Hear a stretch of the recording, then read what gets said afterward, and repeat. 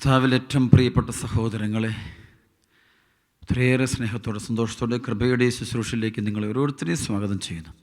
ദൈവിക കൃപകൾ, പരിശുദ്ധാത്മാവിൻ്റെ പ്രത്യേകമായ അഭിഷേകങ്ങൾ, അനുഗ്രഹങ്ങൾ ധാരാളമായിട്ട് ഈ ശുശ്രൂഷ പങ്കെടുക്കുന്ന എല്ലാവർക്കും ലഭിക്കട്ടെ എന്ന് അച്ഛന് വളരെ ആഗ്രഹത്തോടെ വളരെ താല്പര്യത്തോടെ ആശംസിക്കുന്നു. ഹൃദയം തുറന്ന് നമുക്ക് വചനം കേൾക്കുക. ഇന്ന് വളരെ പ്രധാനപ്പെട്ട തിരുവചനമാണ് പരിശുദ്ധാത്മാവ് നമുക്ക് നൽകുക.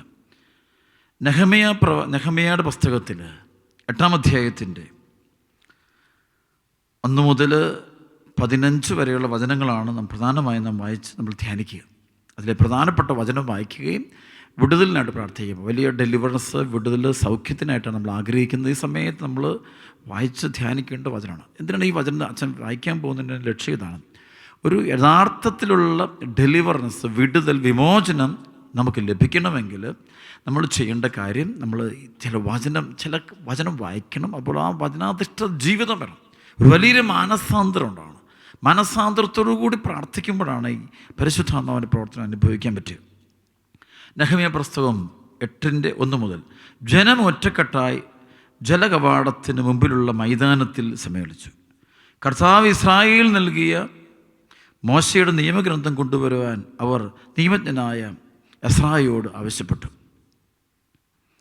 7-ാം മാസം 9-ാം ദിവസം പുരോഹിതനായ എസ്ര സ്ത്രീകളും പുരുഷന്മാരും തിരിച്ചറിവായ എല്ലാവരും അടങ്ങുന്ന സഭയുടെ മുമ്പിൽ നിയമഗ്രന്ഥം കൊണ്ടുവന്നു. മോശയുടെ നിയമഗ്രന്ഥമാണ്. അത് കൊണ്ടുവന്നിട്ട് അവൻ ജലകവാടത്തിന് മുമ്പിലുള്ള മൈതാനത്ത് നിന്നുകൊണ്ട് അതിരാവിലെ മുതൽ മധ്യാഹ്നം വരെ, പ്രഭാതം മുതൽ അതിരാവിലെ മുതൽ ഉച്ചവരെ, മധ്യാഹ്നം വരെ അവരുടെ മുമ്പിൽ നിയമഗ്രന്ഥം വായിച്ചു. അത് വായിച്ചു. ജനം ശ്രദ്ധാപൂർവ്വം ശ്രവിച്ചു. പ്രത്യേകം നിർമ്മിച്ച തടി കൊണ്ടുള്ള പീഠത്തിലാണ് എസ്ര നിന്നത്.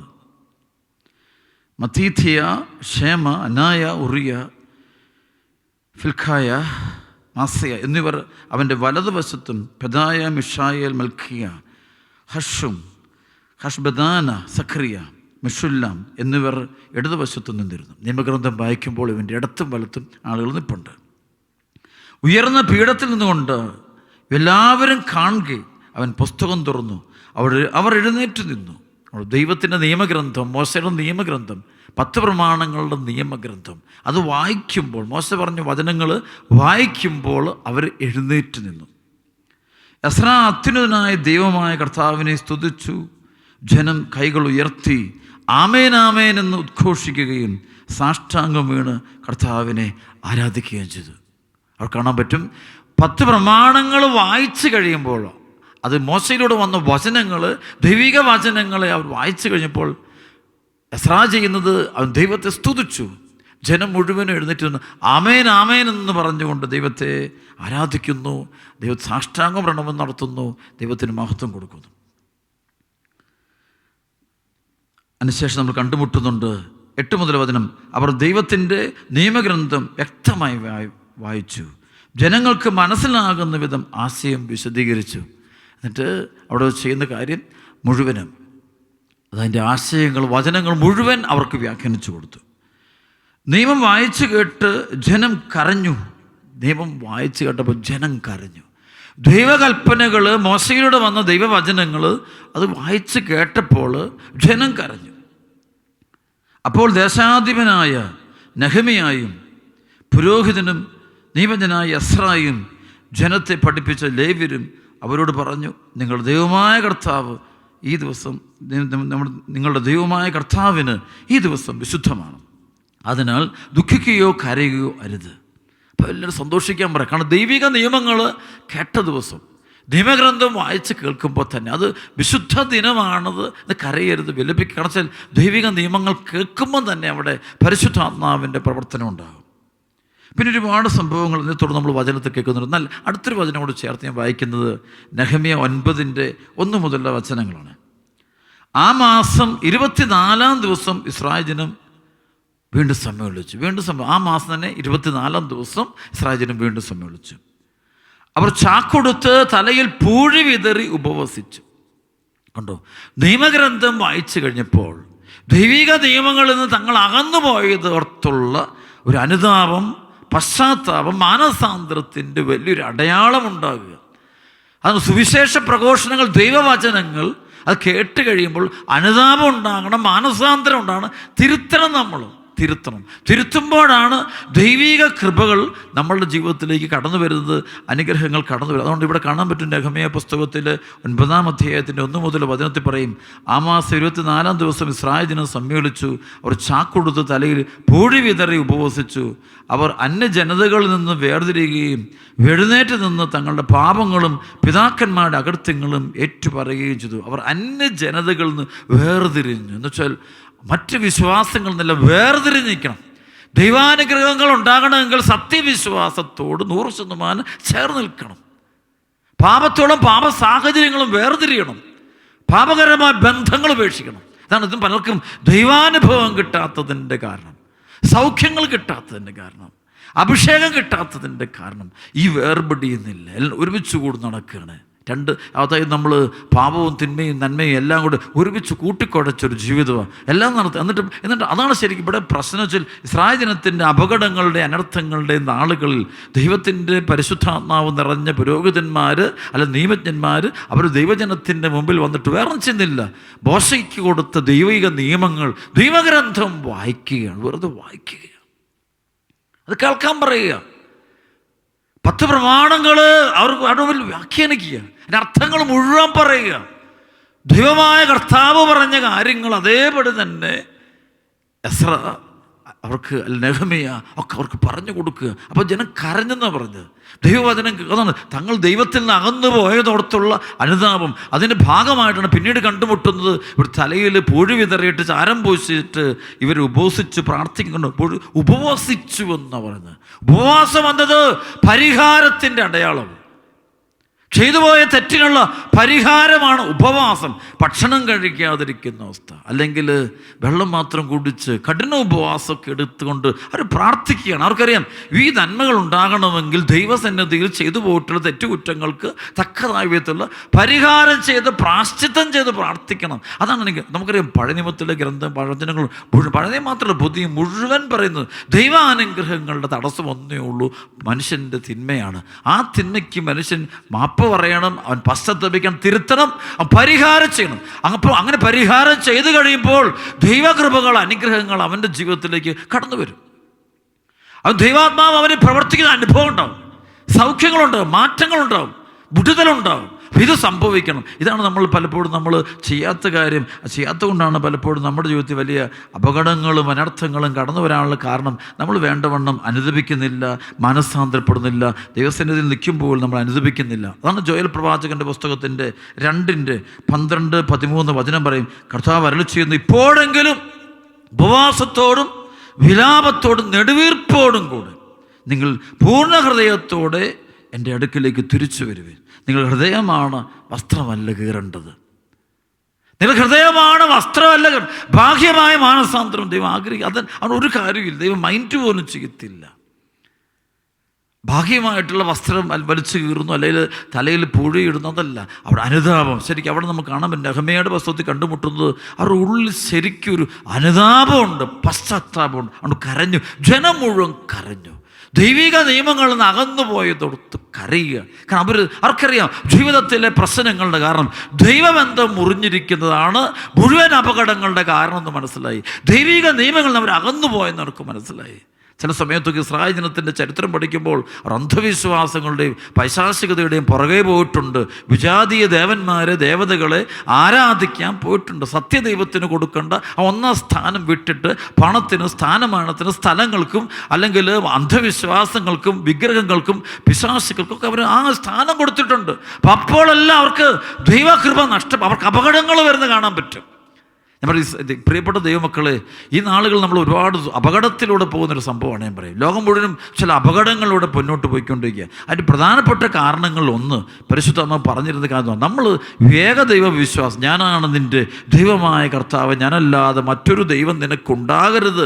അത് ആ കൽപ്പന, ആ വചനം, അതിൽ നിന്ന് അകന്നു പോകാം. ദൈവബന്ധം മനുഷ്യൻ ശരിയായ മതി, അവൻ്റെ ജീവിതത്തിലെ പ്രശ്നങ്ങൾ മുഴുവൻ മാറും. അല്ലാതെ വേറെ എന്ത് കാണിച്ചിട്ടും അവൻ്റെ ജീവിതത്തിൻ്റെ പ്രശ്നങ്ങൾക്ക് യാതൊരു മാറ്റവും ഉണ്ടാകണമെന്നില്ല. അതുകൊണ്ട് ബറൂക്കിൻ്റെ പുസ്തകത്തിൻ്റെ 4-ാം അധ്യായത്തിലൊക്കെ പറയുന്ന പോലെ ദൈവത്തിൽ നിന്ന് അകലാൻ കാണിച്ചതിൻ്റെ 10 ഇരട്ടി തീക്ഷ്ണത. ബറൂക്ക് 4:28-29 ദൈവത്തിൽ നിന്ന് അകലാൻ കാണിച്ചതിൻ്റെ 10 ഇരട്ടി തീക്ഷ്ണതയോടെ തിരിച്ചു വന്ന് അവിടുത്തെ തേടുവിൻ. എന്നാൽ നിങ്ങളുടെ മേൽ ഈ അനർത്ഥങ്ങൾ വരുത്തിയവൻ തന്നെ നിങ്ങൾക്ക് രക്ഷയും നിത്യാനന്ദവും നൽകും. ദൈവത്തിൽ നിന്ന് അകലാൻ കാണിച്ചതിൻ്റെ 10 ഇരട്ടി തീക്ഷ്ണതയോടെ തിരിച്ചു വന്ന് അവിടുത്തെ തേടുവിൻ. കൊണ്ട് തിരിച്ചു അതാണ് മനുഷ്യൻ പാപം ചെയ്യുന്നു. അതാണ് അവൻ്റെ ജീവിതത്തിലേക്ക് ദൈവാനുഗ്രഹങ്ങൾ കുറയുന്നത്. അതവൻ മനസ്സിലാകുന്നില്ല. ഇന്നെല്ലാവരും ദൈവത്തെ മാറ്റി നിർത്തിക്കൊണ്ടാണല്ലോ ഇന്നത്തെ എല്ലാ കാര്യങ്ങളും നമ്മൾ ചിന്തിക്കുന്നതും. അല്ല, ഒരുപക്ഷെ നമ്മുടെ എല്ലാ മീറ്റിങ്ങുകളും പല കോൺഫറൻസുകളും പല തീരുമാനങ്ങളും കുടുംബത്തിലാണ് സമൂഹത്തിലും ഒക്കെ കാണും. ദൈവവചനത്തെയൊക്കെ മാറ്റി നമ്മുടെ സൗകര്യാർത്ഥം നമ്മൾ വേറെ ആരും നോക്കാം, ദൈവബന്ധം നോക്കേണ്ട. പക്ഷേപ്പെട്ട ദൈവജനമേ അത് ഒരിക്കലും പറഞ്ഞു നാം ദൈവത്തിൻ്റെ മക്കളാണ്. ദൈവമാണ് നമ്മൾ നയിക്കേണ്ടത്. ദൈവം നമ്മളെ നയിക്കണം. ദൈവത്താൽ നയിക്കപ്പെടും. ദൈവവചനമായിരിക്കണം നയിക്കണം. പ്രവാചകന്മാരിലൂടെ വന്ന വചനങ്ങൾ, അല്ലെങ്കിൽ പുതിയ നിയമത്തിൽ ഈശോ മിശിഹായിലൂടെ വരുന്ന തിരുവചനങ്ങൾ, അതിനുശേഷം അപ്പസ്തോലന്മാരിലൂടെ വരുന്ന വചനങ്ങൾ, അതൊന്നും ഒരിക്കലും നമ്മൾ അതിന് അണുവിട വ്യതിചലിച്ചു പോകരുത്. അങ്ങനെ പോകുമ്പോൾ നമുക്ക് ശിരസിനോട് ഒരു ബന്ധവും ഇല്ല, ഈശോ മിശിഹായോട് യാതൊരു ബന്ധവും ഇല്ല. വീണ്ടും വചനം പറയുക, അവർ അന്യജനതകളിൽ നിന്ന് വേർതിരിയുകയും എഴുന്നേറ്റ് നിന്ന് തങ്ങളുടെ പാപങ്ങളും പിതാക്കന്മാരുടെ അകൃത്യങ്ങളും ഏറ്റുപറയുകയും ചെയ്തു. ഏറ്റുപറഞ്ഞൊരു പ്രാർത്ഥിക്കുക. അവർ തങ്ങളുടെ അകൃത്യങ്ങളും പിതാക്കന്മാരുടെ അകൃത്യങ്ങളും ഏറ്റുകൊണ്ടത് അവർ മാത്രമല്ല, അവരുടെ പിതാക്കന്മാരും പൂർവികരും ദൈവസന്നിധിയിൽ ചെയ്തിട്ടുള്ള മാരകമായ പാപങ്ങളെ ഏറ്റുപറഞ്ഞ് ദൈവത്തോട് മാപ്പ് പറയുന്നത് കാണാൻ പറ്റും. അത് വളരെ പ്രധാനപ്പെട്ട ഒരു കാര്യമാണ്. അപ്പം അങ്ങനെ ചെയ്യുമ്പോഴാണ് ദൈവികമായ ഇടപെടലുകൾ അനുഭവിക്കാനായിട്ട് പറ്റുക. അല്ലാതെ നമ്മൾ അത് പ്രാർത്ഥന ശരിയാ. അതുകൊണ്ടാണ് യാക്കോബ് ലേഖനത്തിൽ 5-ാം അധ്യായത്തിലൊക്കെ പറയുന്നത് നമുക്കറിയാം. 13 മുതൽ നിങ്ങളുടെ ഇടയിൽ ദുരിതം അനുഭവിക്കുന്നവൻ പ്രാർത്ഥിക്കട്ടെ, ആഹ്ലാദിക്കുന്ന സ്തുതിഗീതം ആലപിക്കട്ടെ. നിങ്ങളിൽ ആരെങ്കിലും രോഗികളാണെങ്കിൽ അവൻ സഭയിലെ ശ്രേഷ്ഠന്മാരെ വിളിക്കട്ടെ, അവർ കർത്താവിൻ്റെ നാമത്തിൽ അവന് തൈലാഭിഷേകം ചെയ്ത് അവനോട് പ്രാർത്ഥിക്കട്ടെ. വിശ്വാസത്തോടെയുള്ള പ്രാർത്ഥന രോഗികൾ സുഖപ്പെടുത്തും. കർത്താവ് അവനെ എഴുന്നേൽപ്പിക്കും. അവൻ പാപങ്ങൾ ചെയ്തിട്ടുണ്ടെങ്കിൽ അവിടുന്ന് അവനോട് ക്ഷമിക്കും. നിങ്ങൾ സൗഖ്യം പ്രാപിക്കാനായി പരസ്പരം പാപങ്ങൾ ഏറ്റുപറയുകയും പ്രാർത്ഥിക്കുകയും ചെയ്യും. നിങ്ങൾ സൗഖ്യം പ്രാപിക്കാനായി പരസ്പരം പാപങ്ങൾ ഏറ്റുപറയുകയും സൗഖ്യം പ്രാപിക്കുകയും ചെയ്യുവേൻ. കണ്ടോ, പാപങ്ങൾ പറയുക, അനുദപിക്കാൻ പറയുക. അത് ശരിക്കും അതാണ് കുമ്പസാരത്തിനൊക്കെ പോകുമ്പോൾ ദൈവസന്നിധിയിൽ പാപങ്ങൾ ഏറ്റുപറയുകയാണ്. അവരവരുടെ പിതാക്കന്മാരും ചെയ്തു പോയ പാപങ്ങൾക്ക് അവർ ഇസ്രായേൽ ജനം ഒന്നടങ്കം ദൈവസന്നിധിയിൽ അത് ഏറ്റുപറഞ്ഞു, കരഞ്ഞ് മാപ്പ് പറയുക. ദൈവബന്ധത്തിൽ നിന്ന് അകന്നു പോയതോർത്ത് ക്ഷമ ചോദിച്ച് പ്രാർത്ഥിക്കുക. അതിനുശേഷം ഒരുപാട് ദൈവകൃപകൾ അവരുടെ ജീവിതത്തിലേക്ക് കടന്നു വരുന്നത് കാണാൻ പറ്റുമേ. അപ്പോൾ അതുകൊണ്ട് പലപ്പോഴും നമ്മൾ ഈ ദൈവബന്ധത്തെ വിച്ഛേദിച്ച് ഈ ദൈവാനുഗ്രഹം നമുക്ക് നഷ്ടപ്പെട്ടു പോകുന്നത് പലപ്പോഴും നമ്മൾ പാപത്തിൽ തന്നെ തുടരുന്നുകൊണ്ടാണ്. പാപത്തിൽ തുടരുന്നൊരു വ്യക്തി തകർന്നു പോകും. അതാണ് സങ്കീർത്തനം 32:1 മുതൽ അതിക്രമങ്ങൾക്ക് മാപ്പും പാപങ്ങൾക്ക് പൊറുതിയും ലഭിച്ചവൻ ഭാഗ്യവാൻ. കർത്താവ് കുറ്റം ചുമത്താത്തവനും ഹൃദയത്തിൽ വഞ്ചനയില്ലാത്തവനും ഭാഗ്യവാൻ. ഞാൻ പാപങ്ങൾ ഏറ്റുപറയാതിരുന്നപ്പോൾ ദിവസം മുഴുവൻ കരഞ്ഞ് എൻ്റെ ശരീരം ക്ഷയിച്ചു പോയി. വചനം പറയാം, ഞാൻ പാപങ്ങൾ ഏറ്റുപറയാതിരുന്നപ്പോൾ ദൈവസന്നിധിയിൽ പാപങ്ങൾ ഏറ്റുപറഞ്ഞ് അനുദപിച്ച് ക്ഷമ ചോദിച്ചു. എത്ര ചെറിയ തെറ്റിനും ദൈവസന്നിധിയിൽ ഏറ്റുപറഞ്ഞ് അനുദപിച്ച് സഭയിൽ നമുക്കറിയാം, കുമ്പസാരമെന്ന് കൂദാശയ്ക്ക് പോകുമ്പോൾ അവിടെ സഭയിൽ ഈശോ മിശിഹായോട് തന്നെ പാപങ്ങൾ ഏറ്റുപറഞ്ഞ് നമ്മൾ പാപം ഏറ്റുപറഞ്ഞ് അനുദപിച്ച് കഴിയുമ്പോൾ അവിടെ വിടുതലുണ്ടാകും. അപ്പോൾ കാണാൻ പറ്റും ദൈവകൃപകളുടെ അനുഗ്രഹങ്ങളുടെ ഒഴുക്ക് കാണാൻ പറ്റും. അത് വേറിട്ട സംഭവമാണ്. ഇത് പലരും പറയും, ഞാൻ പള്ളിയിൽ പോയാലും പ്രാർത്ഥിച്ചാലും കുമ്പസാരിച്ചാലും എനിക്ക് യാതൊന്നും സംഭവിക്കുന്നില്ല. ശരിയാണ്, അവൻ്റെ യാതൊന്നും സംഭവിക്കുന്നില്ല, അവൻ അറിഞ്ഞിട്ടില്ല. ശരിക്കും അവന് കുറേ കഴിയും പറയാം. ഇപ്പോഴുള്ള അവൻ്റെ നേട്ടങ്ങളും അവൻ്റെ വളർച്ചയൊന്നും അതല്ലായിരുന്നു അവൻ്റെ അങ്ങനെയല്ലായിരുന്നു അവൻ വളരേണ്ടിയിരുന്നത്, അങ്ങനെയല്ല അവൻ ഉയരേണ്ടിയിരുന്നത്, അങ്ങനെയല്ല അവൻ്റെ ജീവിതത്തിന് നന്മ ഉണ്ടാകുക. പിന്നീട് അവന് മനസ്സിലാവും, ഇതെല്ലാവർക്കും പിന്നീട് മനസ്സിലാവും. പിന്നീട് എല്ലാവർക്കും ഇത് മനസ്സിലാകുന്ന കാര്യം ഇങ്ങനെയല്ലായിരുന്നു വളരേണ്ടിയിരുന്നത്. വീണ്ടും വചനം പറയുകയാണേ, നെഹെമ്യാ 9:3 കൂടാതെ ദിവസത്തിൻ്റെ 1/4 തങ്ങളുടെ ദൈവമായ കർത്താവിൻ്റെ നിയമഗ്രന്ഥം എഴുന്നേറ്റിരുന്ന് വായിക്കാനും 1/4 തങ്ങളുടെ പാപങ്ങൾ ഏറ്റുപറഞ്ഞ് അവിടുത്തെ ആരാധിക്കാനും ചെലവഴിച്ചു. അവരുടെ ജീവിതത്തിൽ 1/4 ദിവസത്തിൻ്റെ 1/4 24 മണിക്കൂറിൻ്റെ 1/4 അവർ നിയമഗ്രന്ഥം വായിക്കാൻ ഉപയോഗിക്കുന്നു. 1/4 എന്ത് ചെയ്യുന്നു? വീണ്ടും 1/4. അതായത് 4/1 വീണ്ടും അവരെന്ത് ചെയ്യുന്നു? അവർ അനുദപിക്കാനും പശ്ചാത്തപിക്കാനും തിരഞ്ഞെടുക്കുന്നു എന്ന് പറയുമ്പോൾ എന്തോ ഒരു മാറ്റം, എന്തൊരു മാനസാന്തരം അവരുടെ ജീവിതത്തിൽ ഉണ്ടാകുന്നത്. അപ്പം അങ്ങനെ ചെയ്ത് കഴിയുമ്പോൾ ദൈവികമായി ഇടപെടലുണ്ടാകുന്ന കാണാൻ പറ്റും. അതിന് ശേഷം പറയുന്നുണ്ട് അവർ പറയുന്നുണ്ട്, നെഹമ്യാ 9:5 പറയും, നിങ്ങൾ ദൈവമായ കർത്താവിനെ എന്നേക്ക് സ്തുതിക്കുവിൻ, എല്ലാ സ്തോത്രങ്ങൾക്കും അതീതനായ അവിടുത്തെ മഹനീയ നാമം എന്ന് സ്തുതിക്കപ്പെടട്ടെ. എസ്രാ തുടർന്നു 6-ാമത്തെ വചനം പറയാം, 9:6, നെഹമ്യാ 9:6. എസ്രാ അവിടുന്ന് മാത്രമാണ് കർത്താവ്. അവിടുന്ന് ആകാശത്തെയും സ്വർഗത്തെയും ആകാശ സൈന്യത്തെയും ഭൂമിയെയും അതിലുള്ള സകലത്തെയും സമുദ്രങ്ങളെയും അവയിലുള്ള സകലത്തെയും ഉണ്ടാക്കി. അവിടുന്ന് അവയെ സംരക്ഷിക്കുന്നു, ആകാശഗോളങ്ങൾ അവിടുത്തെ ആരാധിക്കുന്നു. ഇത് പറഞ്ഞ് അവന് ശേഷം നമുക്ക് കാണാൻ പറ്റും. അതുകൊണ്ട് പറയാണ്, മറ്റു വിഗ്രഹങ്ങൾ അതെല്ലാത്തിനും മാറണം, എല്ലാ തിന്മകളിൽ നിന്നും മാറണം, അശുദ്ധിയിൽ നിന്നും മാറണമെന്ന് അത് ശക്തമായിട്ട് അവർ പഠിപ്പിക്കുക. പ്രിയപ്പെട്ട സഹോദരങ്ങൾ, ഒരു കാര്യം ഈ വചനം കേട്ടുകൊണ്ടിരിക്കുന്ന എല്ലാവരും സൂക്ഷിക്കേണ്ടത്, സകല അനുഗ്രഹങ്ങളും ശരിയായ അനുഗ്രഹങ്ങളെല്ലാം ദൈവത്തിൽ നിന്നും. ചില അനുഗ്രഹങ്ങളൊന്നും അത് പൈശാചിക ശക്തി തരുന്ന അനുഗ്രഹങ്ങൾ, അത് അനുഗ്രഹിച്ച ആ നേട്ടങ്ങളാണ്. പിന്നീട് അത് മുഴുവൻ തന്നെ ആ നേട്ടങ്ങളെല്ലാം നമുക്ക് വിപത്തുകളും അപകടങ്ങളും അനർത്ഥങ്ങളാണ്. ചില വിവാഹങ്ങൾ, ചില കുടുംബങ്ങൾ, ചില സംഭവം, അതിനൊക്കെ പൈശാചിക ശക്തികളുടെ പ്രവർത്തനം നടക്കുകയും ചില ആളുകളുടെയൊക്കെ നീട്ടങ്ങൾ, ചില ബിസിനസ് തുടങ്ങിയത്, ചില യാത്ര ചെയ്യുന്നത്, ചില ജീവിത കാര്യങ്ങൾ നടത്തുന്നത്, ചില ആളുകളുമായിട്ട് ബന്ധം, പൈശാചിക നേട്ടമല്ലത്. ചില ജോലി സ്ഥലങ്ങൾ, ചില ജോലി കിട്ടിയത് അത് ദുഷ്ടാരൂപി കൊടുത്ത ജോലിയായി. കാരണം പിന്നീട് അവൻ്റെ കുടുംബത്തിൻ്റെയും മക്കളുടെ എല്ലാം അപകടത്തിന് തന്നെ കാരണം. ചില ബിസിനസ് ആരംഭിച്ചു, അത് അവൻ്റെ കുടുംബത്തിൻ്റെ ഒക്കെ അപകടം. അപ്പോൾ അതാണ് എല്ലാ നേട്ടങ്ങളും നമ്മൾ ഒറ്റ നോട്ടത്തിൽ നിന്ന് കാണുന്നത്. എല്ലാ വളർച്ചകളും ഉയർച്ചകളും ദൈവത്തിൽ നിന്നുള്ള വളർച്ചയല്ലത്. ശരിക്കുള്ള വളർച്ച ദൈവത്തിൽ നിന്ന് വരണമെന്നുണ്ടെങ്കിൽ നാം ദൈവവുമായിട്ട് നല്ല ഐക്യത്തിലാക്കണം, നല്ല ബന്ധത്തിൽ വരുമ്പോൾ അപ്പോഴാണ് നമ്മുടെ പ്രാർത്ഥനയ്ക്ക് ഉത്തരം കിട്ടുന്നുണ്ടെങ്കിൽ, അഭിഷേകം കിട്ടുന്നുണ്ട്. അല്ലെങ്കിലോ ഈ പാപം നമ്മുടെ ഉള്ളിൽ കിടക്കുമ്പോൾ അവിടെ എല്ലാ അപകടങ്ങളും അനർത്ഥങ്ങൾ കയറി വരും. സങ്കീർത്തനം 32:1 മുതൽ, അതിക്രമങ്ങൾക്ക് മാപ്പും പാപങ്ങൾക്ക് പൊറുതിയും ലഭിച്ചവൻ ഭാഗ്യവാൻ. അതിക്രമങ്ങൾക്ക് മാപ്പും പാപങ്ങൾക്ക് പൊറുതിയും ലഭിച്ചവൻ ഭാഗ്യം. കർത്താവ് കുറ്റം ചുമത്താത്തവനും ഹൃദയത്തിൽ വഞ്ചന ഇല്ലാത്തവനും ഭാഗ്യവാൻ. ഞാൻ പാപങ്ങൾ ഏറ്റുപറയാതിരുന്നപ്പോൾ ദിവസം മുഴുവൻ കരഞ്ഞ് എൻ്റെ ശരീരം ക്ഷയിച്ചു പോയി. രാവും പോലും അവിടുത്തെ കരം എൻ്റെ മേലുണ്ടായിരുന്നു. വേനൽക്കാലത്ത് ചൂട് കൊണ്ടുവന്ന പോലെ എൻ്റെ ശക്തി വരണ്ടുപോയി. ഞാൻ എൻ്റെ പാപങ്ങൾ അവസാനം ഏറ്റുപറഞ്ഞു, എൻ്റെ അകൃത്യങ്ങളൊക്കെ കർത്താവിനോട് ക്ഷമിച്ചു. അപ്പോൾ ഇവർ പറഞ്ഞു, ആ ദൈവവുമായിട്ടുള്ള ബന്ധം, ദൈവകൽപ്പനകൾ അനുസരിച്ചുള്ള ജീവിതം അത് തുടങ്ങുമ്പോൾ അതിൻ്റെ വ്യത്യാസം നമ്മുടെ ജീവിതത്തിൽ കാണാൻ പറ്റും. കുടുംബങ്ങളിൽ അപകടങ്ങൾ മാറുന്നു, രോഗങ്ങൾ മാറുന്നു, അനർത്ഥങ്ങൾ മാറുന്നു, വാതിൽ തുറക്കപ്പെടും. ജീവിതത്തിൻ്റെ വാതിൽ അടഞ്ഞു വാതിൽ. അതുകൊണ്ട് എവിടെയെല്ലാം ജീവിതത്തിൽ ബ്ലോക്ക് വരും, തടസ്സം പിടി അവിടെ കാണാൻ പറ്റും. നെഹമ്യായുടെ ആ സമയത്തൊക്കെയാണ് ജെറുസലേമിൻ്റെ മതിലുകൾ തകർന്നു കിടക്കുമ്പോൾ അത് പുനരുദ്ധരിക്കാൻ ആഗ്രഹിക്കുന്നവർ അവർ ഉപവാസം എടുത്തും ത്യാഗമെടുത്തും പരിഹാരം ചെയ്തും അവർ ചെയ്തു പോയ തെറ്റുകൾക്ക് മാപ്പ് പറഞ്ഞ് അവരുടെ പിതാക്കന്മാരുടെ തെറ്റുകൾക്ക് മാപ്പ് പറഞ്ഞ് പ്രാർത്ഥിച്ചു കഴിയുമ്പോൾ അതിൻ്റെ വഴികളെല്ലാം ദൈവം അത്ഭുതകരമായിട്ട് തുറന്നു കൊടുക്കുന്നു. സാധാരണ ഒരു മനുഷ്യനെ ദൈവം അനോയിൻറ്റ് ചെയ്തിട്ട് അതിൻ്റെ പുനരുത്ഥാനത്തിന് നയിക്കുന്നത് കാണാൻ പറ്റുമോ? അതിൻ്റെ കാറിൻ്റെ പിന്നിലൊരു ഇങ്ങനൊരു നവീകരണമുണ്ട്, ഒരു നവീകരണ ധ്യാനമുണ്ട്, ഒരു മാനസാന്തരമുണ്ട്. ഇതെന്താണ്? നമ്മുടെ ജീവിതത്തിൽ പാപം ചെയ്തു, ഒരു പശ്ചാത്താപമില്ല, ദൈവത്തെ ദ്രോഹിച്ചു, സഹോദരങ്ങളെ ദ്രോഹിച്ചു, കൂടെയുള്ളത് ദ്രോഹിച്ചു, അധികാരികളെ ദ്രോഹിച്ചു, എല്ലാം ദ്രോഹിച്ചു. അതെന്ത് തെറ്റ് ചെയ്താലും ഒരു പശ്ചാത്താപമില്ല. ഒരു കുഴപ്പം, ഇതൊന്നും ബാധകമല്ല. ദൈവത്തിൻ്റെ വഴിക്ക്, ഞാൻ എൻ്റെ വഴിക്ക് പോകുന്ന കുഴപ്പമില്ല. കുറച്ച് കഴിയുമ്പോൾ ഞാൻ വഴിമുട്ടിപ്പോവും. അത് തീർച്ചയായിട്ടും വഴിമുട്ടിപ്പോവും. മനുഷ്യൻ ദൈവത്തിൽ നിന്ന് അകന്ന് എപ്പോഴെല്ലാം പോയിട്ടുണ്ടോ അപ്പോഴെല്ലാം അവന് ആദ്യം തോന്നുന്ന നേട്ടങ്ങളാണ്. ഇപ്പം സർപ്പം കൊടുത്ത് അല്ലെങ്കിൽ വിലക്കപ്പെട്ട കനി പറിച്ച് കഴിച്ചപ്പോൾ ഒരു സുഖം തോന്നി, ഒരു ആസ്വാദനം. പക്ഷെ അത് ഒത്തിരി നേരം നീണ്ടു നിന്നില്ല. ഞാൻ യൂദാസിൻ്റെ കാര്യം പറയുന്നില്ലേ, യൂദാസ് ഈശോ ഒറ്റ കൊടുക്കുന്നു, 30 വെള്ളി നാണയത്ത് ഒറ്റ കൊടുക്കുന്നു. അപ്പോൾ ഒരു സന്തോഷം പുഞ്ചിരിച്ചൊരു പരിഹാസ മനോഭാവത്തോടെ ഗുരുവേ സ്വസ്തി എന്ന് പറഞ്ഞ് ഈശോ ഒറ്റ കൊടുക്കുന്നു. അങ്ങനെ നേടുന്നൊരു 30 വെള്ളി നാണയം. പക്ഷെ ആ 30 വെള്ളി നാണയം കൊണ്ട് അടുത്ത പ്രഭാതത്തിൽ വരാൻ അവന് പറ്റുന്നില്ല. നേരം വെളുക്കുന്നതിന് മുമ്പ് അവൻ്റെ ജീവിതത്തിൽ അപകടം വന്നു.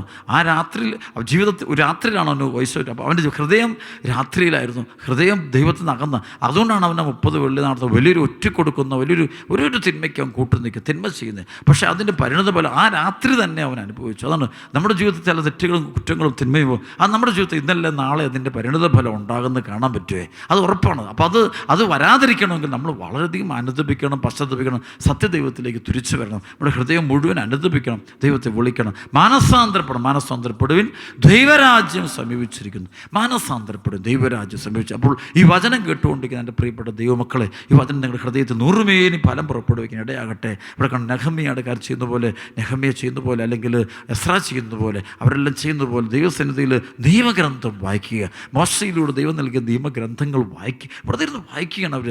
ദിവസത്തിൽ കാൽഭാഗം അവർ നിയമഗ്രന്ഥം വായിക്കാൻ ഉപയോഗിക്കുന്നു, കാൽഭാഗം അവർ അനുദപിക്കുന്നു എന്ന് പറയുമ്പോൾ അപ്പോൾ ശരിക്കും അവൻ ദൂരം വലിയൊരു പ്രയർ നടത്തുന്നത്. ശരിക്കും അപ്പോൾ അനുദപിക്കാണ്ട് ദൈവത്തെ ആരാധിക്കുക, ദൈവത്തെ സ്തുതിക്കുകയാണ് അവർ. അപ്പോൾ അതിനുശേഷം ദൈവം അവർക്ക് വഴി തുറന്നു കൊടുക്കുക. പ്രിയപ്പെട്ട സഹോദരങ്ങൾ, ഇസ്രായേൽ ജനം അവരെ നയിച്ചത് ഒരു ദൈവമാണ്, അത് അദൃശ്യനായ ദൈവം. പിന്നീട് നമുക്കറിയാം, കാലത്തിൻ്റെ പൂർണ്ണതയിൽ ഈശോ മിശിഹായിൽ ആ അദൃശ്യ ദൈവം മനുഷ്യനായിട്ട് അവതരിച്ചു. ഈശോ മിശിഹായിൽ ആ മനുഷ്യനായിട്ട് അവതരിക്കുന്നത് കാണാൻ പറ്റുമേ? അപ്പോൾ ആ ഈശോ നമ്മൾ നയിക്കുക.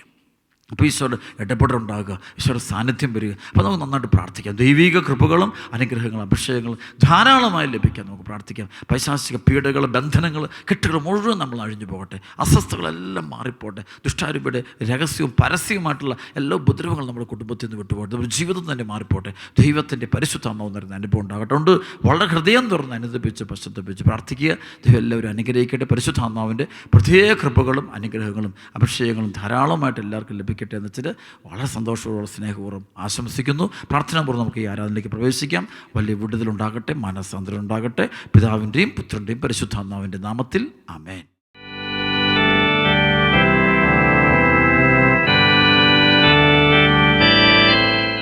കൃപയല്ലാതൊന്നുമല്ല എൻ്റെ വീണ്ടെടുപ്പിൻ കാരണം, കൃപയാലാണ് ജീവിതം, അതെന്നാനന്ദം അതിമധുരം. ബലഹീനതയിൽ തികയും ദൈവശക്തിയൻ ആശ്രയമേ, ബലഹീനതയിൽ ദിനവും യേശുവേ ഞാൻ പ്രശംസിച്ചിടും. കൃപയതി മനോഹരം, കൃപ കൃപ അതിമധുരം, കൃപയിൽ ഞാൻ ആനന്ദിക്കും, കൃപയിൽ ഞാൻ ആശ്രയിക്കും, കൃപയിൽ ഞാൻ ആനന്ദിക്കും, കൃപയിൽ ഞാൻ ആശ്രയിക്കും. സൈന്യബഹുത്വത്താൽ രാജാവിന് ജയം പ്രാപിപ്പാൻ സാധ്യമല്ലേ? വ്യർത്ഥമാണീ സൈന്യമെല്ലാം, വ്യർത്ഥമല്ലൻ പ്രാർത്ഥനകൾ. നിന്നിൽ പ്രത്യാശ വയ്പ്പവർമേ, നിന്റെ ദയയെന്നും നിശ്ചയമേ. യേശുവേ നിൻ വരവതിനായി കാത്തു കാത്തു ഞാൻ പാർത്തിടുമേ. ജയം ജയം യേശുവിന്, ജയം ജയം കർത്താവിന്, ജയം ജയം കർത്താവിന്, രക്ഷകന്, ജയം ജയം രക്ഷകന്. ഹല്ലേലൂയ ജയമെന്നുമേ, ജയം ജയം രക്ഷകന്, ഹല്ലേലൂയ ജയമെന്നുമേ. സ്തുതിക്കട്ടെ, ആരാധന ആരാധന ആരാധന. ഭരങ്ങളുയർ സ്തുതിക്കുന്ന എല്ലാ ബന്ധം കഴിയുന്നു. കർത്താവിന്റെ നാമം മഹത്വപ്പെടട്ടെ, ഈശോയുടെ നാമം മഹത്വപ്പെടട്ടെ. എല്ലാ മക്കളിലും കൃപയോടുകട്ടെ.